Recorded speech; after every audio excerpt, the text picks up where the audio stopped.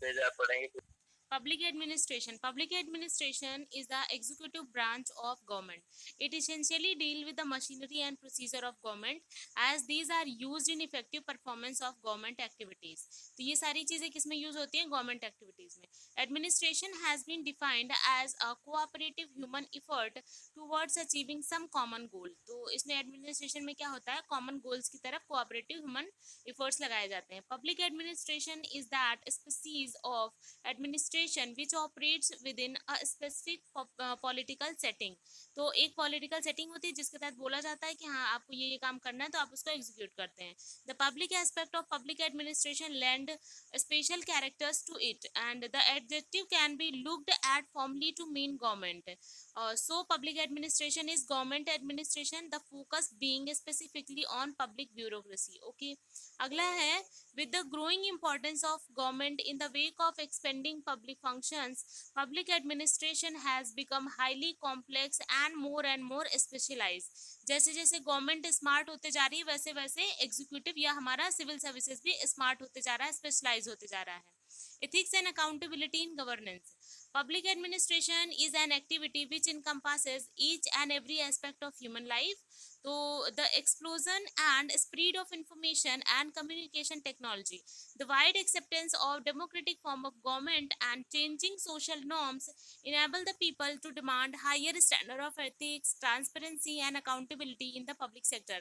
तो जैसे जैसे लोग स्मार्ट होते जा रहे हैं, जैसे जैसे इंफॉर्मेशन टेक्नोलॉजी बढ़ रही है, कम्युनिकेशन टेक्नोलॉजी बढ़ रही है, लोग गवर्नमेंट से ज़्यादा एक्सपेक्ट करते हैं और ज़्यादा से ज़्यादा चाहते हैं कि उसमें ट्रांसपेरेंसी हो, अकाउंटेबिलिटी हो in public sector. Ethical public service is consider as the prerequisite of well function democracy. तो जो एथिकल पब्लिक सर्विस होती है वो क्या होती है कि प्री रिक्विसाइट होती है डेमोक्रेसी की. डेमोक्रेसी होगी तो उसमें एथिकल भी होना चाहिए. Ethical trans ethical public services is considered as the prerequisite of well functioning democracy. तो एथिकल पब्लिक सर्विस जो होगी उसको अगर आप डेमोक्रेसी लाना चाहते हैं तो पहले एथिकल होना चाहिए. Ethical transparent accountable public sector is also a pre condition of good governance that ensure sustainable development and responsive public policy. तो अगर पब्लिक सेक्टर जो है वो एथिकल होगा, सारे लोगों को उनका अधिकार देगा, ट्रांसपेरेंट होगा, सारी जानकारियां बाहर होंगी और अकाउंटेबल होगा, जो भी सही गलत करेगा उसके लिए अपने आप को अकाउंटेबल समझाएगा, तो क्या होगा, इससे सस्टेनेबल डेवलपमेंट होगा और रेस्पॉन्सिव पब्लिक पॉलिसी बनेगी जो कि गुड गवर्नेंस है. It also helps to improve the performance of public sector by preventing systematic corruption. तो अगर सब एथिकल है, अगर सब चीज ट्रांसपेरेंट है, अकाउंटेबल है, तो करप्शन का तो सवाल ही नहीं उठता है. तो ये क्या करेगा, ये हेल्प करेगा to improve the performance of public sector by preventing systematic corruption. The effectiveness of public administration depends upon the understanding and cooperation between the citizen and public servants. तो जो इफेक्टिवनेस होती है पब्लिक सर्वेंट पब्लिक एडमिनिस्ट्रेशन की वो कैसे बढ़ती है, citizen और पब्लिक सर्वेंट दोनों के बीच में अंडरस्टैंडिंग हो, एक को नीड है और दूसरे उस नीड को कंप्लीट कर रहा है. The primary concern of citizen is in good civil society is that there government must be fair and good. For a government to be good, it is essential that their system and subsystem of governance are efficient, economical, ethical and equitable. सबके पास बराबर अधिकार पहुंच रहे हैं, जो ethical है वो पहुंच रहा है, इकोनॉमिक तरीके से कोई किसी को एक्सप्लॉइट नहीं कर रहा है. In addition the governing process must also be just, reasonable, fair and citizen friendly. For these and other qualities and good governance, the administrative system must also be accountable, responsive, besides promoting transparency and people's participation. तो quality होनी चाहिए, good governance होना चाहिए, उसके लिए accountable होना चाहिए, responsive होना चाहिए एंड जो है ट्रांसपेरेंसी को प्रमोट करते हुए पीपल्स का पार्टिसिपेशन भी बढ़ाते रहना चाहिए. There is a great deal of alienation between the people and public services which undermine the legitimacy, effectiveness and credibility of public administration.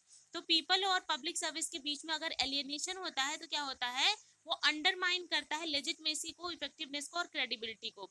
अगर ढंग का रिलेशन नहीं होगा, अगर एक दूसरे को नहीं पहचान रहे पब्लिक और जो है पीपल और पब्लिक सर्विसेज, तो क्या होगा कि सही ढंग से सेवाएं नहीं पहुंच पाएंगी. To bridge this gap it is necessary to create confidence in the mind of people towards the competence, fairness and honesty, impartiality, sincerity of public servants. तो इसमें क्या है कि आम लोगों को ये पता चलना चाहिए कि जो सिविल सर्वेंट्स होते हैं, जो सिविल सर्विसेज होती है, वो कॉम्पिटेंस है, उनका हर काम करने में सक्षम है, फेयरनेस है, मतलब उसमें कोई गलत काम नहीं है, ऑनेस्टी है, ईमानदार है, इम्पार्शियलिटी है, सिंसियरिटी है. तो इससे उनका विश्वास बढ़ेगा। The manipulation and lack of ethics in administration not only reduce the effectiveness but also have several negative effects for the society as a whole। तो जो मैनिपुलेशंस होते हैं, जो लैक ऑफ एथिक्स होता है एडमिनिस्ट्रेशन में, वो उसकी इफेक्टिवनेस को कम करता है, साथ ही नेगेटिव इफेक्ट भी पहुंचाता है सोसाइटी को। It leads to poor administration, mismanagement of human and material resources, बहुत ज्यादा बेईमानी हो जाएगी, पुअर एडमिनिस्ट्रेशन हो जाएगा। Several rules, regulations and laws exist to ensure impartiality, बहुत सारे रूल होते हैं जो कि रेगुलेशंस होते हैं जो कि इम्पार्शियलिटी को इंश्योर करते हैं कि किसी के पक्ष में जो है गलत ना होने पाए। honesty and devotion among the public servants, but still there remain a vast area of administrative activity which cannot be controlled by formal laws, procedures and methods। लेकिन फिर भी इसके बाद भी बहुत सारा एरिया ऐसा बच जाता है जिसे हम लॉज या प्रोसीजर से कंट्रोल नहीं कर सकते हैं। इस कंडीशन में हमें क्या चाहिए होता है, एक high ethical standard of civil servant.